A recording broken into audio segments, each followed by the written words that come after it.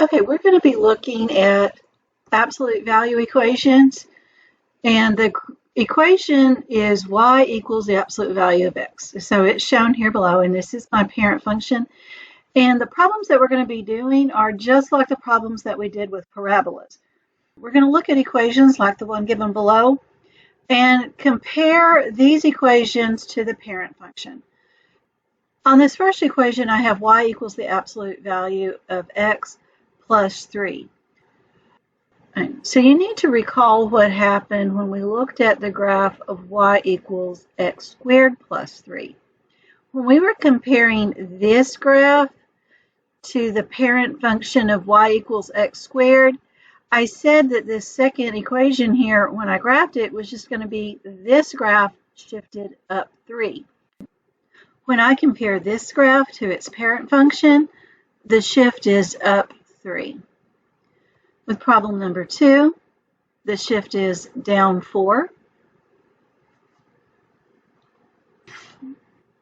And let me give you a minute here to pause the video and see if you can finish the rest of this. And there are your answers. On these next few problems, we're going to sketch the graph.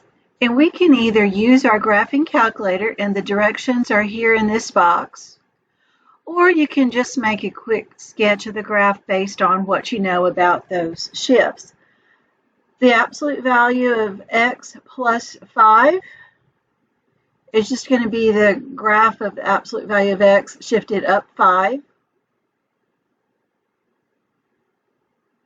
So my graph is going to look like this. Problem 10, this is going to give me a shift of 12 units to the right. So my graph is going to be shifted over here toward the right, and the vertex is still on the x-axis.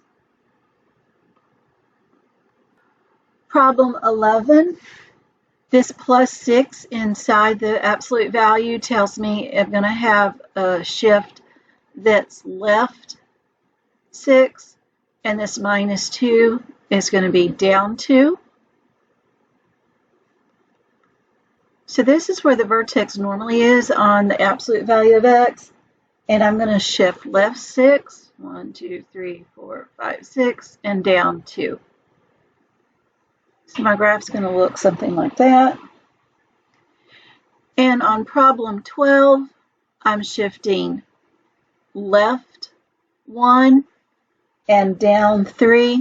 And this 2 up front tells me that my graph is going to be a little bit steeper than my original graph. So my graph looks something like that. Okay, now I want to use the graph of y equals the absolute value of x to answer the following questions. Consider the part of the graph that is to the left of the y-axis. If this was a regular line that was to continue forever in both directions, what would the equation of the line be? And it says to hint, use slope-intercept form. So if we scroll back up here to my original problem, I am looking at this part of the graph right here, the part that's to the left of the y-axis. Remember that the slope-intercept form is y equals mx plus b. M is your slope, and in this problem, my slope is -1. As you go over 1, down 1. And the y-intercept is 0. And I can simplify this to just y equals -x. So that's the equation here, y equals -x. Now I'm going to do the same thing for the right side of my graph to the right of the y-axis. So I come back up here, and now I'm looking at just this pink part of the graph. And that equation is going to be in slope-intercept form as well, y equals mx plus b. My slope here is 1, rise over run. You go up 1 over 1. Up 1 over 1. So 1x plus, and my y-intercept is 0 here as well. So y equals x.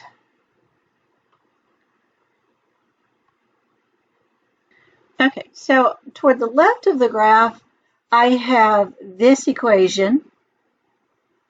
And toward the right of the graph, I have that equation.